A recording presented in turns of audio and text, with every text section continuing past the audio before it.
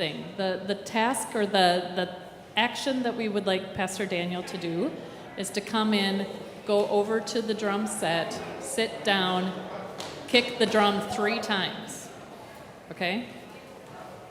So it's like hot or cold. So as he gets closer to the drum set and closer to beating it, right, we have more clapping.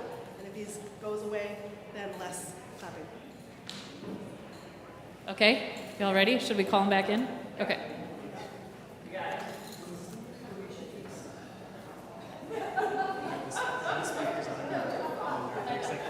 Can you hear us? He should have plugged his ears. That's a good That's right.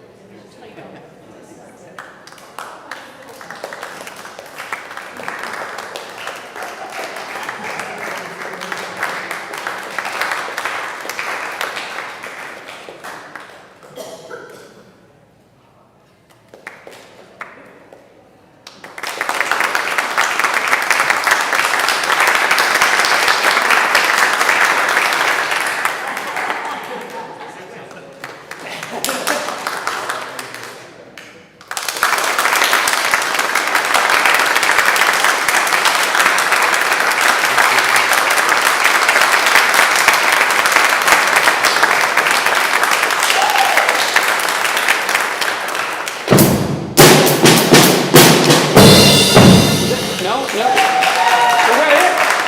Woo! Fantastic. Make them clap. Go back to a year ago in May where we were. A year ago, where we were planning the strategic plan, the mission appeal. Go back to the months after that, the people that we lost, people who died. Keep going through the year in how we engaged with leadership to take chances on this new plan and the mission appeal, and how we continue to welcome Joshua Lindgren into the life of this congregation, and how the Oregon Search Committee worked so diligently to get us to where we are. And Marie Lister and the steering committee threw in so much of their spirit and energy into the plan and the appeal and the idea of lay champions. When I took this call, you all were getting make them clap from the Holy Spirit. Maybe you didn't know it, but there were these little claps as you began to make your move into your vision and mission. And I think you listened to it, amen? You heard this breath of the Spirit, the claps, and they kept getting louder and louder as you got to the place where I think the Spirit intended us to go. And I love the end of Make 'em Clap that game when finally the person, understands what they're called to do and everyone's just relieved and there's this uprush of applause. Well, I think that's where we are, thanks be to God, from John 10:10. I've come that you might have life and have it abundantly. And that word in Greek is extreme abundance, overflowing abundance. There are so many fantastic things that we are to one another, and there are so many difficult things that we support each other through. It is truly everything, the abundance of life and death, and the life-death-life cycle with resurrection. So, will you pray with me? Yeah? Okay. God be with you. Thank you, God, for the small sounds of clapping that this congregation began to listen to many years ago. And as that clapping increased in their hearts and built into the crescendo of a Sunday when we welcome 22 new people and have 6 confirmands and send one of our beloved musicians out in faith, hope, and love, and continue to build ourselves up through your message of peace and justice, a message that we're desperate for, this community is desperate for, the world is desperate for. Thanks be to God, and keep clapping. Amen.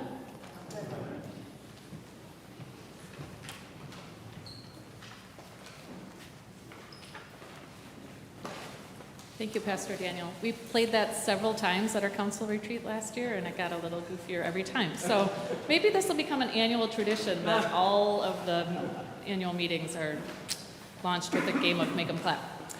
Okay, so moving on to the actual agenda, we have first up approval of the minutes. There's a draft of the minutes from the January 2023 budget meeting in your packet. Hopefully you've all read them, and if you haven't, please scan them over very quickly. And then I would entertain a motion. Well, actually, let me ask first, are there any corrections to the minutes that anybody would like to note? Yes, John? We have a correction on the memorial report. It lists, there's a typo, it lists Lydia, or it lists Cliff Lagerquist, it should list Lydia. And then secondly, I just report that the total memorial account is 1475. Okay, so the total memorial count is 1475, and then a correction to the memorial report, it should be Lydia Lagerquist, not Cliff Lagerquist. Okay, any other corrections noted in the minutes? Okay, with that, I would entertain a motion to adopt the minutes as corrected by John's correction. So move. I didn't know who that was. I'm sorry. Kent moved the minutes be approved. Is there a second? Second over here, Nick Lean. Okay. All in favor of adopting the minutes as corrected, please say aye. Aye. Any opposed, say nay. Okay, the motion passes and the minutes are approved. Thank you. I would like to invite Pastor Jill and Pastor Daniel up to give our co-pastors report. All right, you can find our report on page 10, 11, and 12, and you all can read that on your own time, but the good news is we still like each other, and we are just very pleased and energized by the mission and ministry present in this place. So thank you for your continuing support, and we are so looking forward to how the strategic goals are continued to be lived out by this congregation.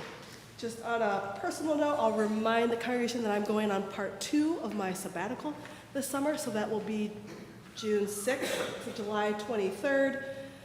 Mostly will be around the High Point. Well, I don't know it's a high point. The most significant trip will be, Gretchen and I will be traveling to South Korea on a Birthland tour. I have not been back since I was born, so that promises to be a meaningful trip. So I'm thankful to Pastor Daniel for covering home while I'm not here, and to whoever watches our children. The best of luck to them. Are there any questions for me or Pastor Daniel?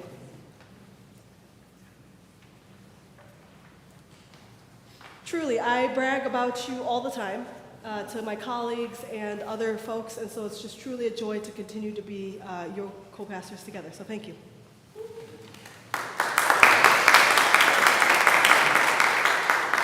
I don't know if anybody else is like me that I just cannot get the date of Pastor Jill's sabbatical starting stuck in my head, because it's like, okay, it's coming eventually, but like, do we have to face the reality of it? We will face the reality of it in a few weeks, but for now, we'll just be glad to have you. And then wish you well, obviously, when you travel and do all the sabbatical-y things. I'm going to invite Bjorn Gagnes up, our Vice President, to do the next 2 orders of business, which is presentation of the executive report and acknowledgement of the printed committee reports. This should be really easy. Hi everyone, I'm Bjorn Gagnes. I'll try to move this up a little bit, or just speak closer. I have the honor of presenting the executive report. There we go. See, I'm not in that. So I have the honor of presenting the executive report, which is going to be very brief. I will draw your attention to the written portion of it. And I was just going to use this as an opportunity to thank the entire executive committee and the council for a really wonderful year. The year doesn't end really for church council and for executive committee, but it seems like a nice place for closure to the program year and moving on to planning for what's next for us.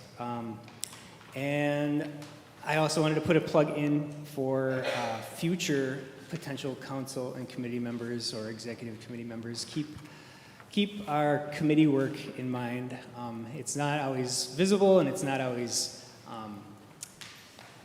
exciting every moment of the committee or council meetings, but it's very fulfilling. I can say that coming from 3 years of executive service and other committee work involved, that you meet a lot of wonderful people and just so impressive and fulfilling to work with.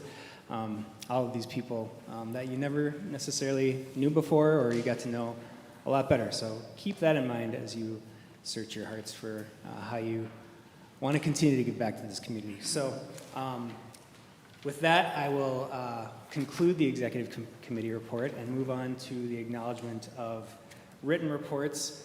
There's a ton of work that gets done in committees, and all of that is reflected in what they've accomplished in the past year or so in the written report. So I really encourage you to take a look at those. And if you see a committee chair, thank them for all of their work as well. So with that, I think I'll turn it back over to Aaron.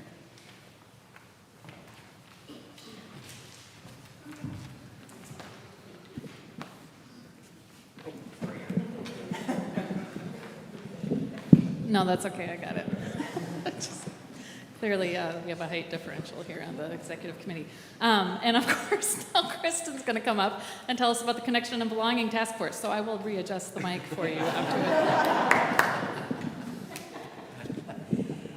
Thank you. Just briefly, my name is Kristen Wiersma, and we embarked in a conversation about connection and belonging right after COVID. As we recognized that the ways that we connected with one another and the ways that we organized our service to this congregation on a weekly basis, cupcakes being Exhibit A, just needed to be shifted and changed a little bit in response to the way that our lives had been disrupted by COVID. And so we undertook with a great team a time of study starting last fall and made some recommendations that will be now moving forward into council about the ways that we connect and belong. Why is this important, you ask? Maybe you didn't, but I'm going to tell you anyway. Connection is one of the ways that we stay connected to each other, that we stay part of a body that is Christ's body. It's a way of knowing that you belong, that you matter, right? And so it's one of the most powerful ways that we can experience the love of Jesus in this congregation with each other, finding ways to stay known, right? By name, your story, and find ways to walk with each other through all the beautiful and trialed lives that we have. So look for changes coming to the way that we do our tribes system in the past. They'll be called houses, hopefully, and we'll have some really fun connection, small group ministry, and kind of faith development angles on it. So hopefully, watch that coming now. But for now, let's all embrace one another as this family and embrace all the new folks too, because we know that that is how the most powerful parts of our faith get lived out together. Praise be to God.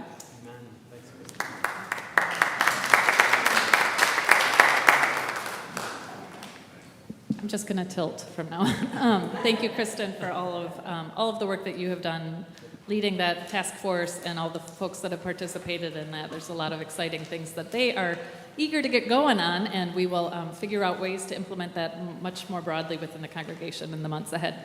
I'm going to invite some of the people up who have been working on strategic initiatives for the Meeting the Moment campaign, Nick and Lisa and Marie, who's mid-row, to come up and just give us an update on some of the things that you guys are doing. And then, John, I don't know if you're prepared to talk about where we stand with our mission appeal, but I'll invite John up as well. And I will readjust the microphone again, because they're tall people.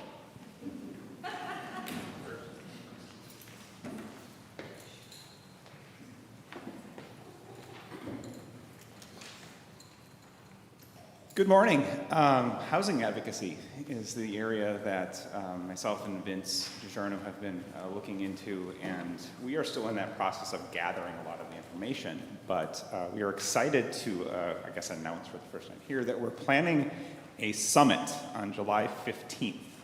The focus will be on many of the things that are being done in and around our community in the Twin Cities to help with housing advocacy.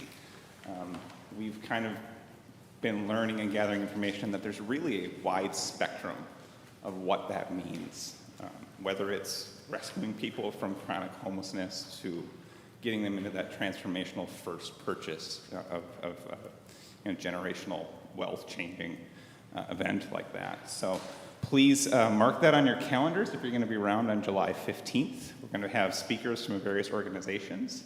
I will highlight one thing that's actually happening tonight, if you are free and interested. One of the organizations that we've come across and been connecting with is called Settled. And they are on that kind of beginning end of the spectrum, trying to help people who have found themselves living out of their cars and just the chronic homelessness by putting them into tiny homes. And this is specifically done through sacred land, usually with churches or other organizations. And they take the land that they've had, not necessarily something we have in this church, but Prince of Peace Lutheran has a huge amount of land right up against Central Park. And they had someone come their way and they provided a small home for them. They're doing a pop-up carnival tonight from 5 to 7 o'clock. If you wanted to stop in, you can tour some of the tiny homes, hear about what they're doing, as well as kind of take in some festivities. It's family fun as well. So watch for that summit on the 15th, and if you're interested tonight, the pop-up carnival at Prince of Peace Lutheran. As the next person's coming up, I just want to piggyback on what Nick said, that there was just a piece of legislation that I believe was passed, the Omnibus Labor Bill, I believe was just passed, and they voted to allow these sacred settlements to happen all over the state. So now Prince of Peace Roseville has the all clear to do that ministry. I just wanted to update people, and we were involved in that, so thanks be to God. Hello, I'm Lisa Sackreiter, and I am the lay champion of the Climate Refugee Committee with Allie Ricken. And our church, this is not a new initiative for our church in many ways. Our church has a long history with supporting refugees. Between 1978 and 2018, we supported 60 families from different countries around the world. And we did that through Lutheran Social Services and their previous organization. So we are returning to some really important work that our congregation has been involved with for a long time. We have spent, the committee, which is about 12 to 15 people, has spent time learning about work with several different organizations, Arrive Ministries, Lutheran Social Services, Alight, and the International Institute of Minnesota. All are doing really good work and all have different programs for connecting with immigrant families or refugee families as they come to be settled. And we may recommend in the future that we become part of that circle of welcome for individual families.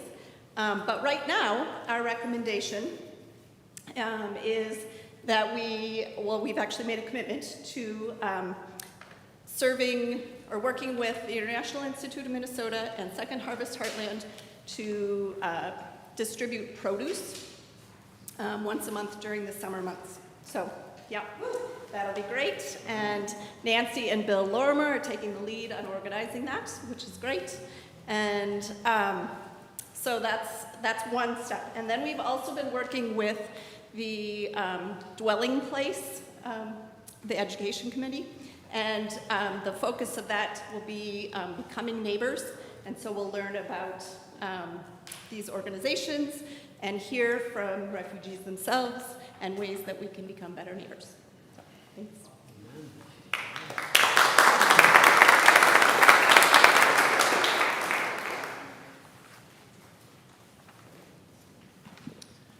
Hello, my name is Marie Lister, and I am the tallest person using the microphone. I'm the lay champion for the InReach and Belonging Committee. Chris Colleen and I are co-lay champions for that. She can't be here today because she's in Australia. Chris, if you're watching this, go to bed. It's like 1 a.m. So we are moving slowly, but I think really beautifully and deliberately in our work for this committee. Right now we are in the process of building a relationship with a group called Rye House. I'll back up one step. We sort of decided, looking at building this idea of InReach and Belonging, to focus on one group for this first year, and so we're looking at how we can make our church a really welcoming space for LGBTQ plus youth, and looking at issues that are rife in that community right now, really supporting transgendered youth and transgendered youth who are navigating homelessness.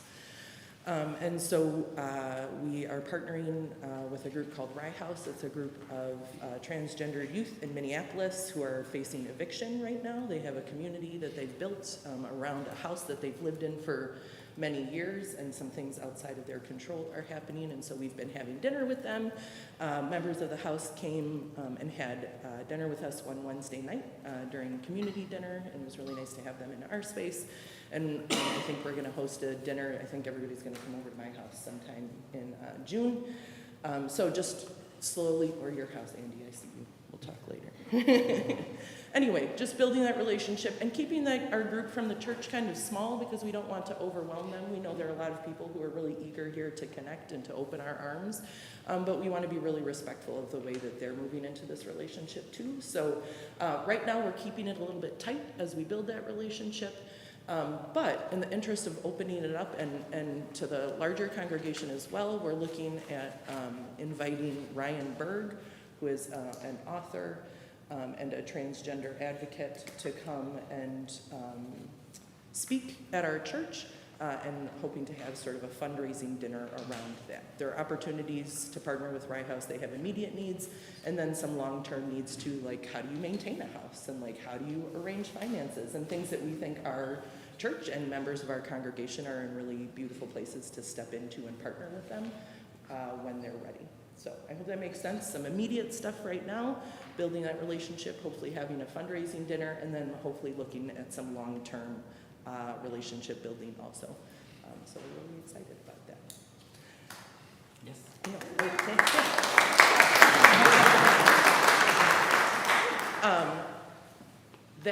This work, of course, all of this lay champion work is able to happen because of your very, very generous donations to the Mission Appeal. We are looking at $1.4 million, which is really just an amazing, amazing gift from you to the world, really, right? Look at this work that we get to do in the world because of your generosity. John Berger is going to step up and tell you about our new Simply Giving plan, because maybe some of you, like me, wrote a number down on your pledge card and have not actually moved that money from your bank account to the church's bank account. So I will be taking notes. And John is going to come up here and tell us how to facilitate that. So thanks.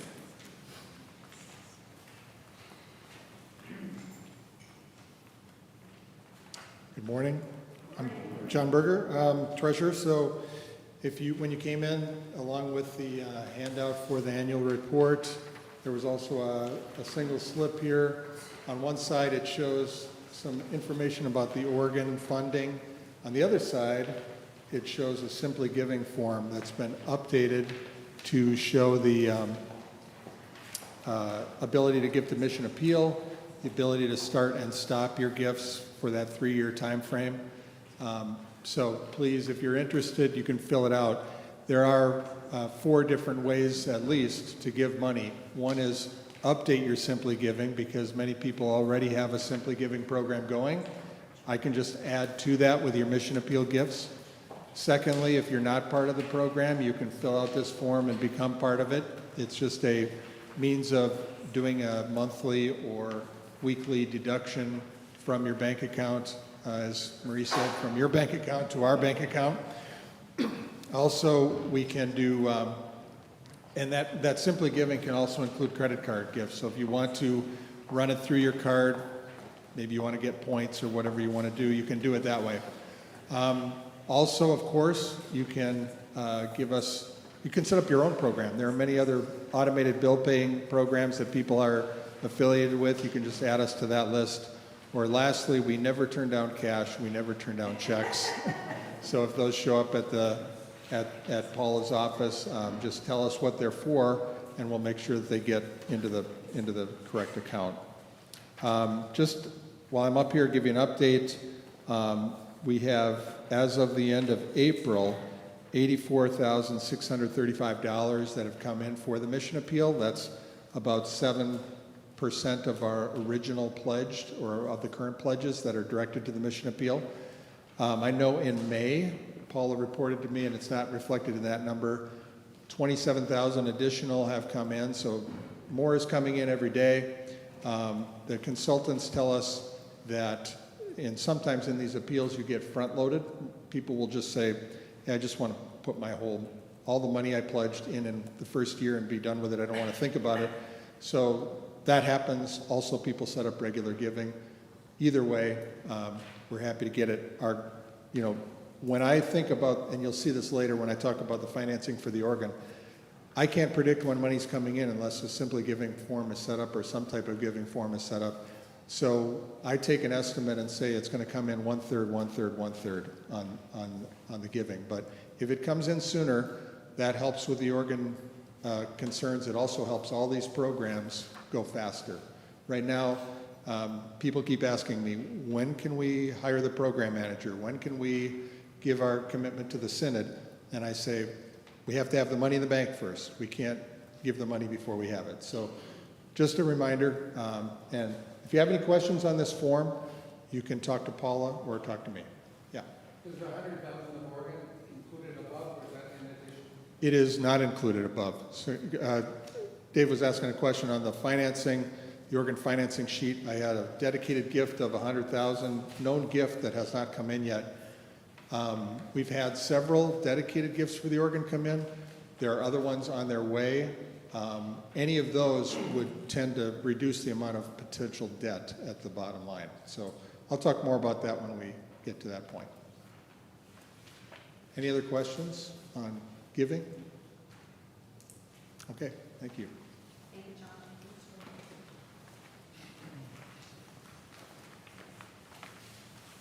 Okay, so that wraps up the kind of mission appeal update part of the agenda, and we're going to move over to the voting items and start out with one that's really exciting, which is some updates to our Constitution, which Bjorn is going to explain. Yes, Constitution. So you may all recall from back 2 years ago, we passed the model Constitution as the Constitution of our church. So we're aligned with the larger ELCA church. The vast majority of churches like us have this model Constitution, and in that process, all church assembly, churchwide assembly, every 3 years takes a shot at actually looking at the Constitution, that verbiage, and seeing what needs to be changed and updated to kind of align with current practices and fix things that may have not kind of slipped through the cracks from before. So this is, I think, one of the benefits of being on a model Constitution is that the churchwide assembly is actually looking at this on a regular basis, whereas previously when we were not using the model Constitution, we had sort of ad hoc or like kind of random times where we were looking at our Constitution to see if it needed to be fixed, and sometimes it needed to be fixed and we didn't take the chance to do that because it's kind of a long, involved process. So this streamlines the way we update our Constitution now. And this time there are just some very small changes that were suggested or actually required by the churchwide assembly that we notified you all about a month ago on April 21st. So if you had a chance to look through those, they're not very big changes to the constitutional language, but there are some important ones. And in particular, I want to point out the Chapter 4 Statement of Purpose has some important language that I'd like to just read quick here. So Chapter 4 Statement of Purpose, letter D. So to participate in God's mission, this congregation as a part of the church shall serve in response to God's love to meet human needs, caring for the sick and the aged, advocating dignity, justice, and equity for all people, working for peace and reconciliation among the nations, caring for the marginalized, embracing and welcoming racially and ethnically diverse populations, and standing in solidarity with the poor and oppressed, and committing itself to their needs. So it's a lot of language. There was about, I think I counted 16 new words added to that, but I think it really actually reflects a lot of the work that we're doing as part of the mission appeal and the things that we talk about every Sunday. The rest of the changes that we reviewed at council and are recommending that we pass are actually updates to more inclusive language. We're changing or removing pronouns and just being more specific about various roles throughout the document. So, any questions about that process and what we're getting into here? John? Bjorn, just, I don't know if you mentioned it, but there were a number of suggested changes we adopted. We recommended adopting the ones that were required, but not the ones that were not required. Right, yeah, thanks for bringing that up. So, in the model constitution, there are certain provisions that are required that we adopt and abide by, and there are certain provisions that are not required. And in the updates that were passed at the churchwide assembly, there were provisions that were required and there were provisions that were not required. And what John was getting at is that we are only adopting the required provisions because, in fact, some of the recommended provisions that aren't required actually come in conflict with some of the stuff that we do and in our individual in our own individual model constitution, because there is some flexibility for how we adopted that and made it our own. So so these are for only the required provisions we're recommending adopting. Any other questions? All right, so I think we have a recommendation from Church Council to adopt the required provisions, but I don't think we have a motion yet. So do we have a motion to adopt the required provisions? Mary? I move that we adopt the Constitution as referred by the Executive Committee. All right. Second. Thank you, Dave. All right, any further discussion? I guess this is my last official act on Executive Committee. So all in favor say aye. Aye. All opposed say nay. All right, we adopted the required provisions. Thanks, everybody. And let's thank Bjorn for all his years of service on executive team and council.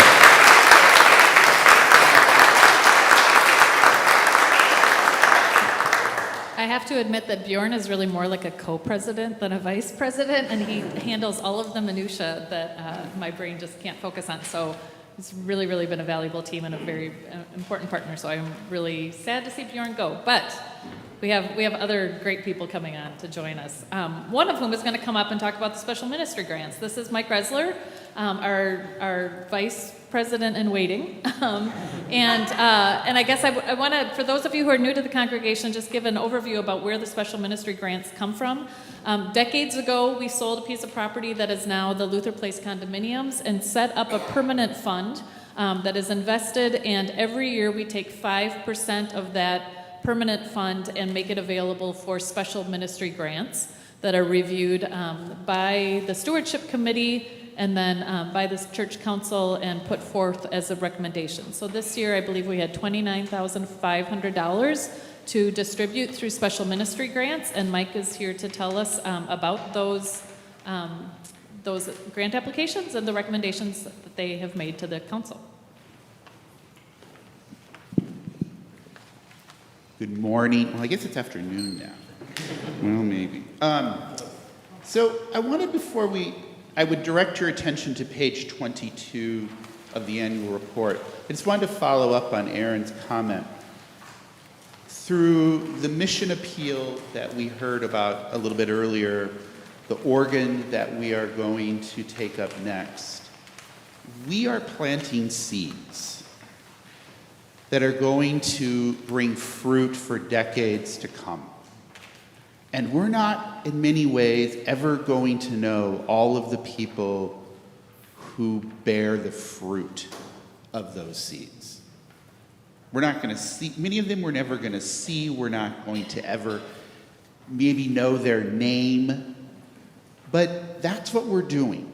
We are planting seeds that are going to bring the gifts of the Spirit for decades to come.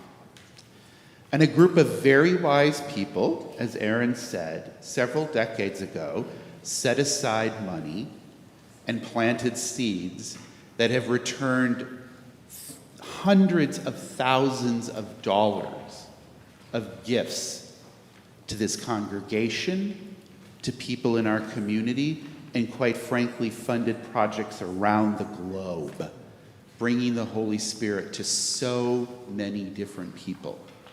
And this year's special ministry grant recommendations are no different.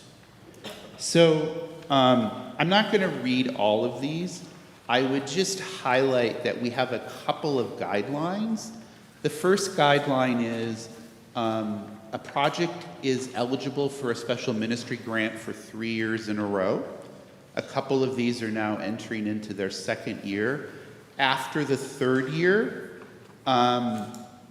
it either needs to move into the operating budget or the project ends. The purpose of these is to plant seeds. The second is that we have a rough matrix of how we try to divide the money.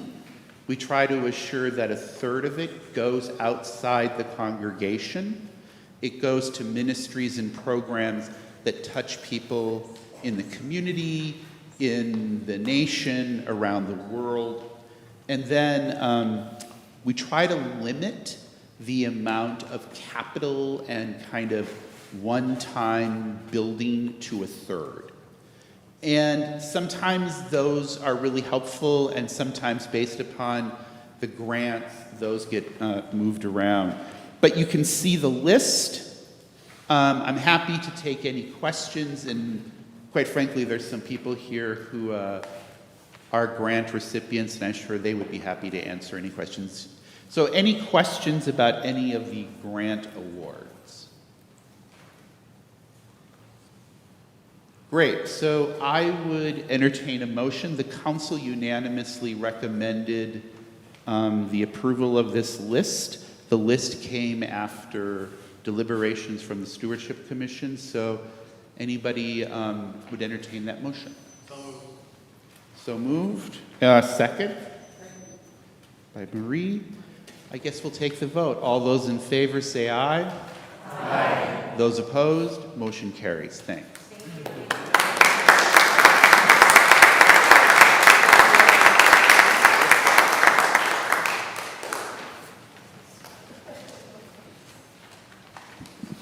Okay, next up is the presentation of the organ contract.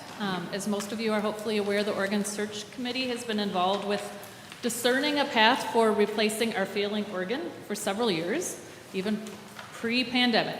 And as we started planning our strategic mission appeal, we incorporated our tradition of musical excellence into our fundraising goals.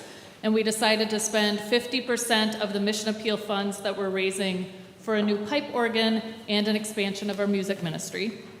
So the Organ Search Committee has recommended to Council that we contract with Letourneau Organ Builders of Quebec to build us a new organ that will meet the needs and desires of our congregation and the specifications of this building. And with that information, the Church Council voted unanimously in March to sign a letter of intent with Letourneau and make the initial down payment. So at this time, I'd like to invite Adam Wood to come up and share some more information about the organ and bring us all fully up to speed. And I'm not sure how tall you are, Adam, so I'm not going to adjust the microphone. Great height, okay. So I'm Adam Wood, and I'm a member of the Organ Search Committee. Today I would like to share a little bit about my personal connection with pipe organs. Can you hear? Speak directly into the microphone, otherwise it doesn't work. Yes, there we go. Can you hear me? Yes. Okay. So I'd like to share a little bit about my personal connection with the pipe organ. I explained the Organ Search Committee's process over the past many months and years and described the proposed Letourneau pipe organ. When I look back on my experiences and memories of church from a very young age until the present, one of the primary threads that ties my story together is the pipe organ. Pipe organs and organ music have played a crucial role in how I worship, as well as how I connect to the world around me. When I was 4, I was fascinated by the organ at my church in my hometown. This 1931 organ, rebuilt in 1986, had 80 ranks with 3 manuals. I loved hearing how the big chords and trumpet pipes filled the stone sanctuary with sound. Taking organ lessons at St. Olaf College and then living in Iowa City, I had the opportunity to experience other incredible organs. Each of these unique instruments positively added to my worship experience and to my love of organ music in various ways. Following several previous organ search committees, this organ search committee was formed in 2019 to replace the existing organ. Because of issues with the blower and the leather action, it would not be sustainable or financially sound to repair our current organ. Over the past 2 years or 3 years, the committee has visited churches around Minnesota, Iowa, and Nebraska to hear 18 organs from a selection of organ builders. These organ crawls, while fun, were also instrumental in forming a well-researched and complete view of the options for a pipe, electronic, hybrid, or a repurposed organ. With some intricacies in our sanctuary, we wanted a high-quality organ builder who could work to make an organ that could be a good fit for our space and accompany choral and congregational singing.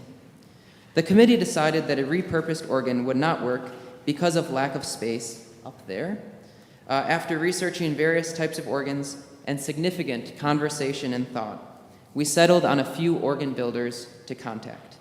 These builders then submitted proposals to the committee, and we reviewed the proposals, finally deciding on a proposal for an organ built by LeTourneau Pipe Organs. We are very excited about the pipe organ proposed by LeTourneau. As a math teacher, I'll run through some numbers first. It has 615 pipes in the Great Division, 815 in the swell, and 120 in the pedal. There will be a total of 1,550 pipes in the new organ. There will be 26 ranks or sets of pipes, 2 manuals, and even 1 Zimbelstern. This increase in the number of ranks from our current organ will allow the organ to have a more varied sound and give the instrument more flexibility and expression. Most ranks will be new, but some will be vintage ranks from LeTourneau's inventory, helping us realize a savings of about $92,000. While we are excited about the instrument's specification and features, we were drawn to LeTourneau by its record of high-quality work. Established in 1979, LeTourneau has built organs mainly in Canada and the United States, but has also built instruments in Australia and the United Kingdom. The organ at our church would be the 142nd organ built by LeTourneau, and follows organs built in churches, colleges, and even the Tower of London. With a delivery date scheduled for early 2027, the proposed organ would be the first completely LeTourneau organ in the state of Minnesota. This organ is not just a beautiful tool for our congregation, it is also an instrument for the community. An updated organ fits well with our mission of outreach, and some outreach activities could include organ lessons, progressive hymn sings, and organ concerts. A high-quality organ would greatly enhance the music ministry of our church. I want to end these remarks by thanking everyone who made this process possible. Thank you to Mari and Nancy for their thoughtful and diligent leadership of the committee. Thank you to the members of the Organ Search Committee, our music director, Joshua, and to our organ consultant, Scout Rydell, whose expertise helped us tremendously through this process and who we would be lost without. We are thrilled to be advancing this search process and getting closer to having a new organ in our sanctuary, an organ to worship with, to sing with, and with which to advance the mission of our church. And I'll end with a quotation from J.S. Bach, Soli Deo Gloria, glory to God alone.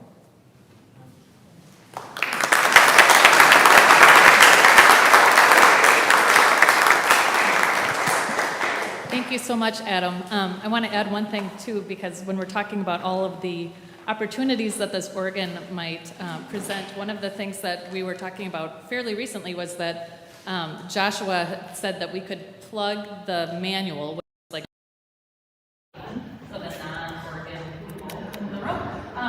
The manual can move around, and so it can be on one side, like, our manual right now is stuck in that far back corner, but it could be on one side of the choir loft, it could be on the other side of the choir loft, it could be here in the middle of the room, and we can plug it in. And so people can like see the organ being played and see all that goes into it, the foot action, the stop holding, and all of the fun stuff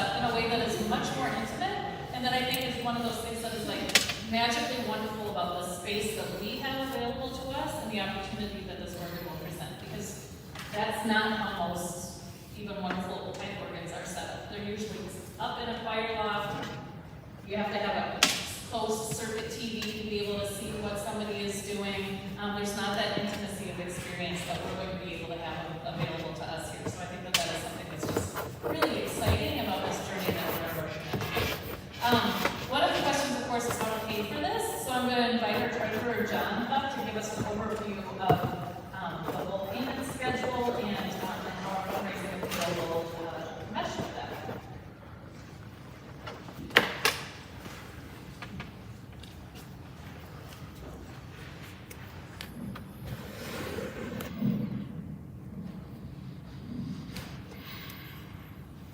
Good afternoon. Okay, so if you have one of these sheets that was near the handout with the annual report, I recommend you get one. If you don't have one, if you want to raise your hand, I think Pastor Daniel's going to get some, and we can pass them around. All right, so as Aaron said, the question I get all the time is how are we going to pay for it, this wonderful instrument? And the bottom line is the mission appeal will pay the majority of it, and we will likely have some dedicated gifts that will have to make up that difference, or potentially some debt, and that's where this analysis was started. So at the top, you can see our current cash as of the end of April. We have in the organ fund $230,295. So that includes gifts that were given many years ago. We've had at least 75 or 80,000 in that fund for many years. And then recently, that fund has, the gifts that started to come in more frequently as we've got closer to making a commitment to the organ. So we're at just over $230,000. So looking forward, we have the mission appeal as a major funding source for the organ. And you can see I have a number of different columns here for our total original pledge target of $1.2 million, our stretch target of $1.5 million. I show a pledge total of basically $1.2 million at this time. You heard earlier from that the total may be $1.4 million. That includes the organ dedicated pledges that have been out there. So just to make sure that you see the difference there. But I'm looking at just the amount that's going through the mission appeal process here. And then as of now, I mentioned that deposited amount of $84,000. So 40% of the pledges would come in as organ funds. So about $480,000 is the amount of money that would come through the mission appeal process. Third category down here is dedicated organ giving. I've included in the $230,000 that amount that's already come in, but I know there's another at least $100,000 gift that is planning to come in. So I included that in looking at these coming for debt. So there is a $100,000 planned gift coming, and there may be more. I know other people can give as well. The fourth section is the payment schedule. The down payment has already been made at the end of March. So it's $42,000 that aligned with our letter of intent to the turnout, telling them we are planning to buy an organ. Put us in line. We want to reserve our spot. From there, you can see a contract signature amount. So if we vote forward, that's an amount we have to pay, $33,996. There's a 15-month. There are progression payments after that. 15-month payment, a 50% down payment, 100% down payment, and then an acceptance payment, which is after the organ is installed, completely tuned. We all sign off on it and say we're done. The total expenditure for the organ is $839,970. So that is in the contract that we would sign. And you can see the required payment dates there. I have then taken and estimated when these credits, when the gifts will come in. So I took it and just said, okay, the pledged amount, total for the mission appeal, how much goes into the organ, and I assumed that they would come in annual amounts. And so I credited those amounts here. And you can see at the bottom, it's $580,000, so that's $480,000 of the original pledge plus $100,000 in known dedicated gifts. So that's the amount I'm working with in terms of how much we know we are going to get. And then I'm estimating the before payment account balance and the after payment account balance. I want to direct your attention to the after payment balance on the far right. That's basically after we make each payment, what do I estimate we will have in the account? And you can see on the good side of it, they're all positive until the last one. And that occurs in early 2027. So the amount that we're getting through the mission appeal, the amount that's coming through in known dedicated gifts will carry us all the way until 2027, but then we would have a potential deficit. That deficit is $131,970, assuming the original pledge amount and assuming no additional dedicated gifts. In addition to the cost of the organ of $839,000, we also have taxes and installation. I've estimated those as well, so that's another $83,000 or $84,000. So bottom line, potential debt, including the payment schedule aspect and the taxes and installation, could be as high as $215,000. If we achieved our stretch goal for mission appeal, it would be $95,000. And then, of course, if any other dedicated organ gifts come in, that just continues to lower each of those numbers. So, I hope that answers the question. What we're getting ourselves into here.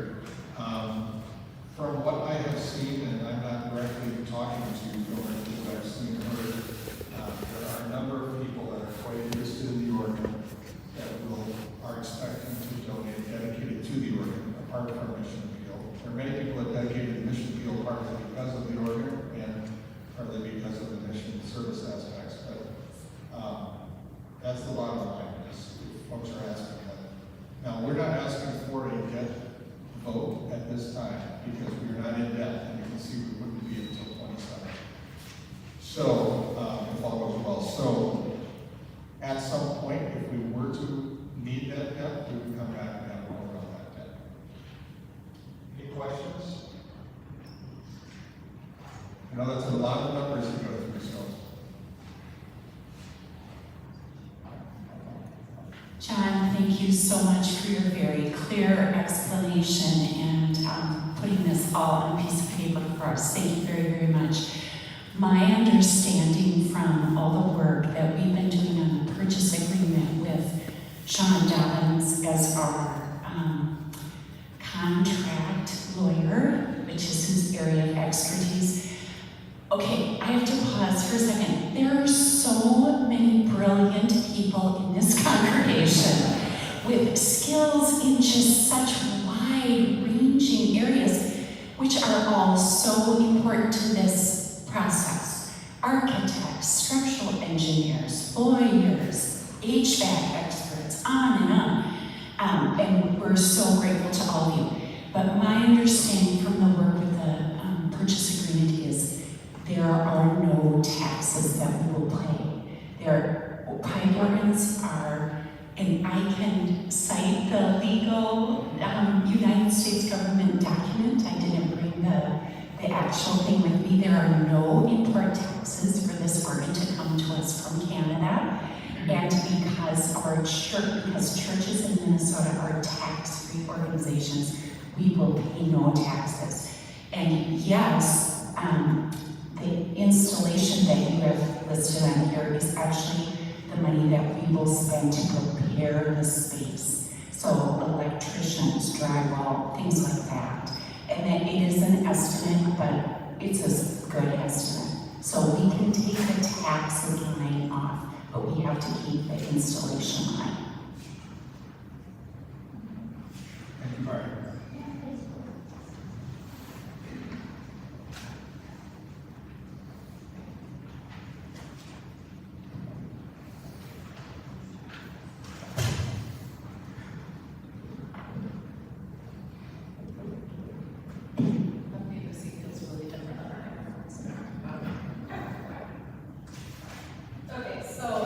So what we're really asking you today is to approve the signing of the organ purchase agreement asking us to go into debt or to take out a line of credit or any of that kind of thing. It's just to give us approval to sign this purchase agreement with Laterno and to obligate ourselves to that payment schedule and then ultimately with the organ at the end. And before I call for the vote or any further discussion on it, I just wanted to make one more comment about it, and that is, I think most of you know that my field of work is in historic preservation. So over the years, I have seen a great many buildings that have, were built decades, if not centuries ago. And some of those have been lovingly maintained. Some of them have fallen into complete disrepair. And some have been brought back to new life and given a new use due to significant effort and reinvestment. And I think for anybody to build just about anything of permanence is an act of faith, and an act of hope, and an act of optimism. We have faith that people 50 or more years from now will value some of the same things that we do: community, outreach, traditional music, but also expansive traditional music that can be experimental and can reach people in new and different ways, and that will continually draw new people in. That they'll still find, that's specific to the organ, obviously, but in terms of my preservation work, that people will still find the structure, beautiful and useful and of value in their lives and meaningful, and that there will also be enough people in the future when a building is built to have the resources and the motivation to continue to care for that structure as it ages and requires repairs. So I think what we're really asking today is for those of you gathered here, serving on behalf of the congregation, that a majority of you will join the council in the Organ Search Committee and acting out our shared faith in a way that is shows our faith and hope and optimism in the vitality of this congregation to persevere and to continue to grow through our music tradition and also in the expansion of that to reach new people, and that through the music excellence that we've enjoyed for decades, we can continue to use that in worship and shared ministry. So, with that, I'd like to entertain a motion to approve the signing of the purchase agreement with Laterno. We'll get to discussion afterwards if we need to. So, do I hear a motion? Mary Ellen moves. Is there a second? Second from Michelle Christensen. Is there any discussion? Yes, Mary. I would just like to say if there's anyone in this crowd that may not be present right now who wonders why we're doing this when we have an organ, which thanks to our wonderful organist, it serves us pretty well. That organ has a very sad history, and the fact that it has survived this long, since its day in a practice room at Luther College and its days in a gym at Luther Seminary, is a miracle of good organists here. It needs to go.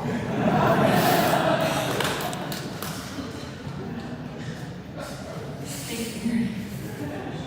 Is there any further discussion? Okay, well with that, I'm going to call for the vote then. All in favor of the motion to approve the signing of the purchase agreement for the Laterno organ, please say aye. Aye. Any opposed, say nay. Wow, motion passes unanimously.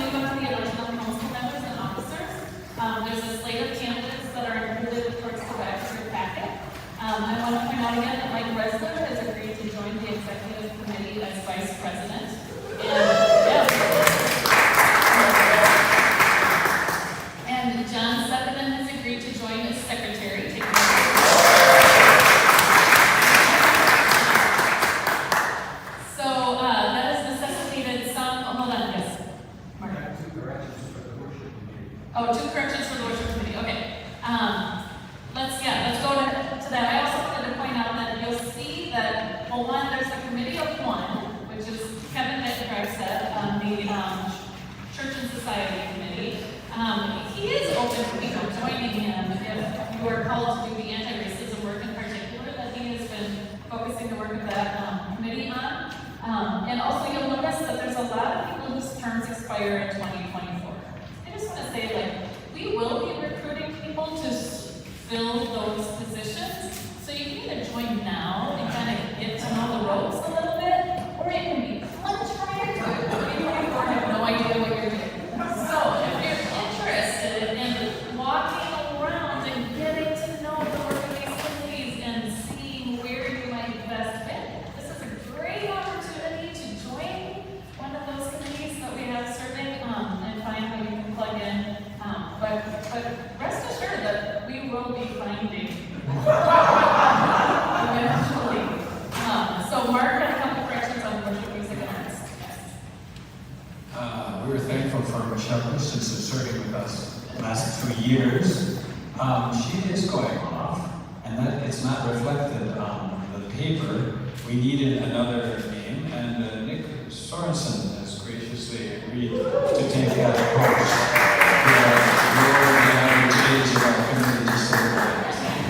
Second!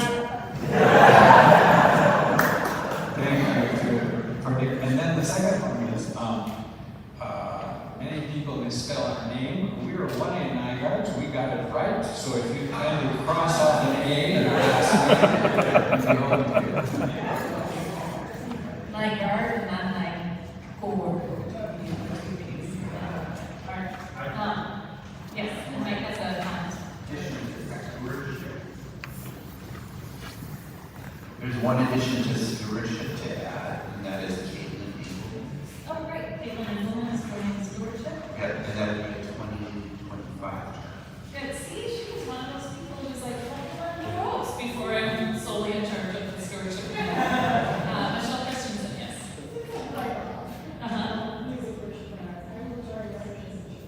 Oh, wonderful. So, Did everybody get that? Michelle is coming off WMA and joining members of the Church Life Connection Belonging, right? Yes. Amen to that. Oh, Catherine will go back on the committee too. Do I hear a third? Is this going once, going twice. David Ryan Moberg, on no. I'm David Moberg, and I'm the chair of the Building Maintenance Commission, and I'd like to make a nomination from the floor for the Building Maintenance Commission for somebody.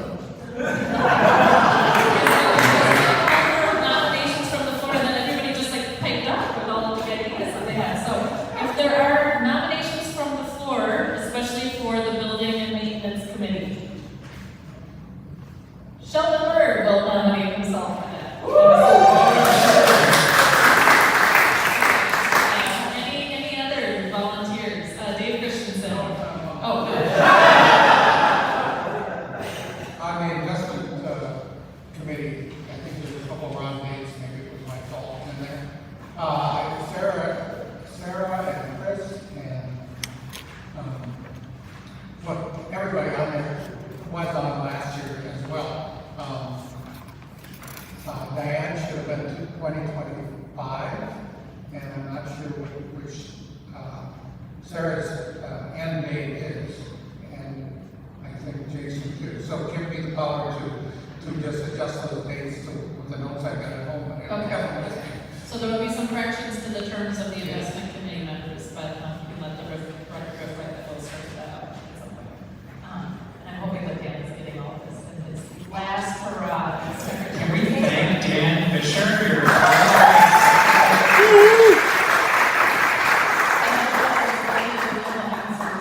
so good at the things that he's required to do. I saw Nick and Kristen, but Kristen first.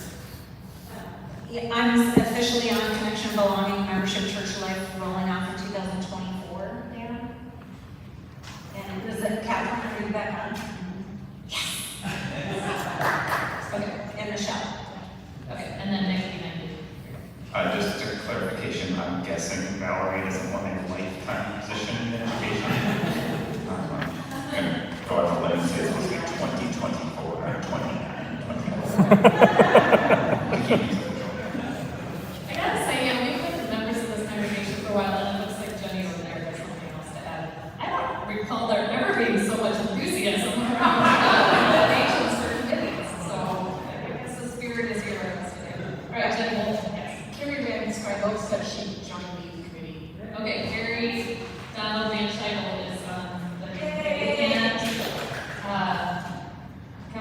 Does anybody want to join Church and Society?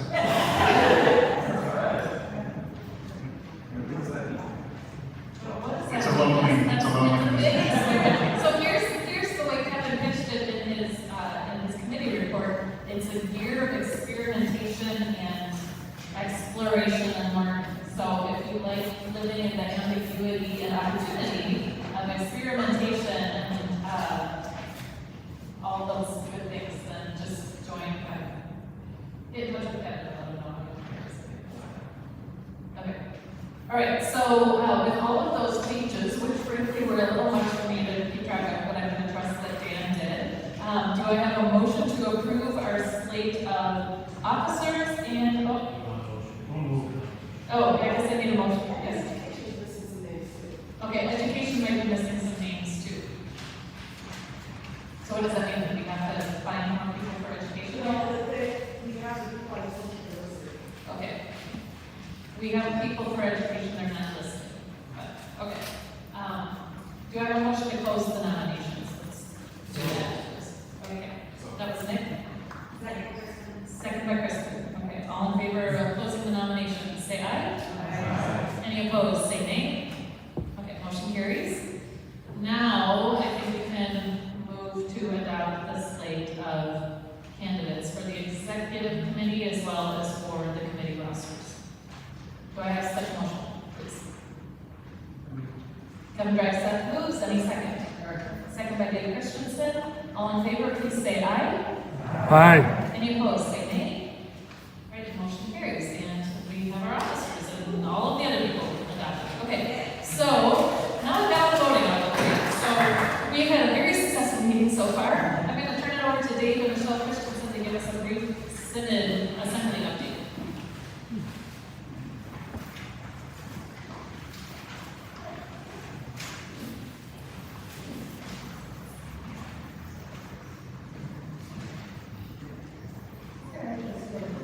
This was a very cordial Synod meeting,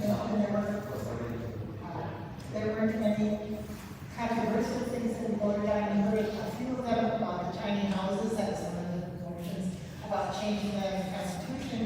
We voted on that.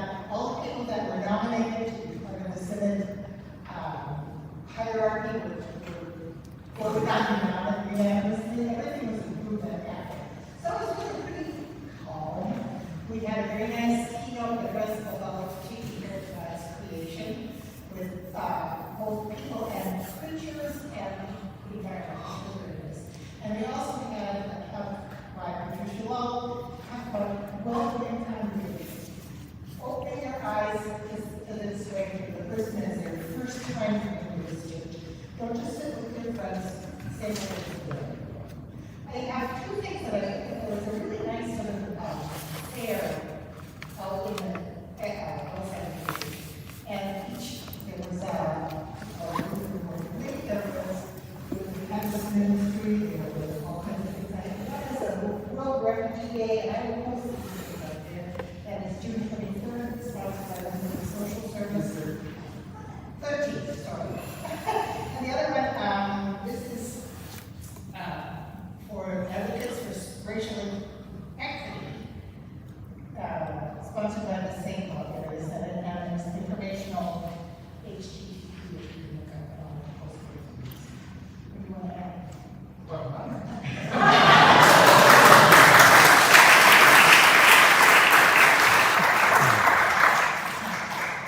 Thank you, Dave. Michelle, is there any old business before the body? I don't see any. Okay. Under new business, I would like to share that we are hereby decommissioning the work of the COVID task force. After solid 2.5 years of regular meetings on their part, these are the people who have kept us safe through the pandemic by lending their expertise and wisdom and guidance and making recommendations to how we conduct ourselves during this global pandemic. So we owe them a huge debt of gratitude, and I would like to just name them aloud. Co-chairs Bridget Griffith and Bill Lorimer, plus task force members Jean Bent, Abby Schnaith, and Jill Galstead all worked really, really hard and met so frequently. I see Bridget over there. I don't know if anybody else is present with the COVID task force, but we are really, really grateful for all of the expertise on top of your day jobs, which were in some cases literally managing a pandemic, you've also managed our congregation's response to the pandemic, and we are really, really grateful for that.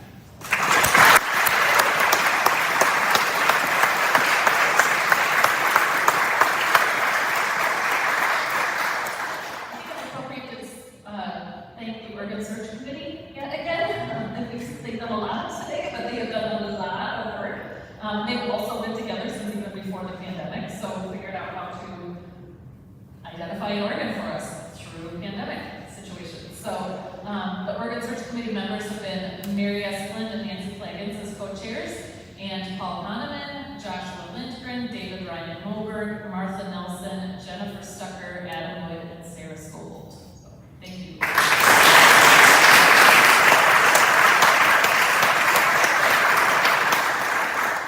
And then finally, I would like to thank our outgoing Vice President, Co-President, President Emeritus, all the things that he has done, Bjorn Magnus. And I, as I said, have really benefited from Bjorn's attention to detail and his seemingly boundless enthusiasm for the minutia of church business. Things like insurance contracts and stuff. So thank you, Bjorn. And you'll have big shoes to fill, but I'm sure that we will figure out how to fill them. And then also another words of appreciation for Dan Fisher for his current secretary. Dan is an amazing minutes taker. The minutes of this meeting will demonstrate to us all that he's an amazing minutes taker. And he's been great to have his legal perspective on the executive committee too. So thank you, Dan.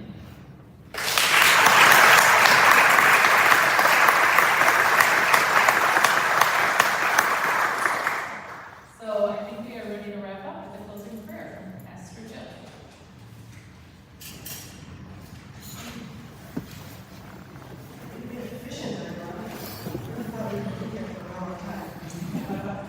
Let us pray. Good and gracious God, we thank you for the blessings of this day, for the sunshine that I can feel coming down on this space for this beautiful spring day, for all of the abundance that exists within this space, the abundance of expertise, the abundance of joy, the abundance of faith, the abundance of hopes and dreams and mission and vision, excitement and joy, fervor, persistence, passion. God, there is so much here, and continue to inspire us and push us and console us when needed as you continue to push us out of our comfort zones and into unknown spaces so that we can continue to do mission and ministry for and with your world and your people. We thank you for all the people here who have served on committees and teams and are making space for new faces and new people to have the opportunity to share their gifts and continue to inspire us all as we open ourselves up to what the Spirit has in mind for us in the summer and the program year ahead. In your name we pray. Amen. Amen. Go in peace and the Lord. Thanks be God. We have to close the meeting, so at this time I would take a motion to close the meeting. Sim Lane, is your second? Second, Kevin Dragset. All in favor say aye. Any opposed say nay. All right, the motion passes.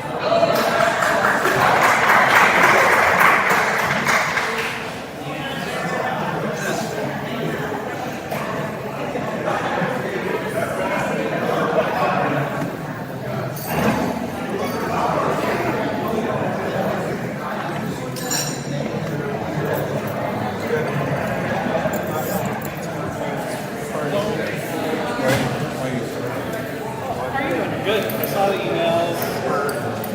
Was there just your reply? Was there another one? So we wait for Dan to go?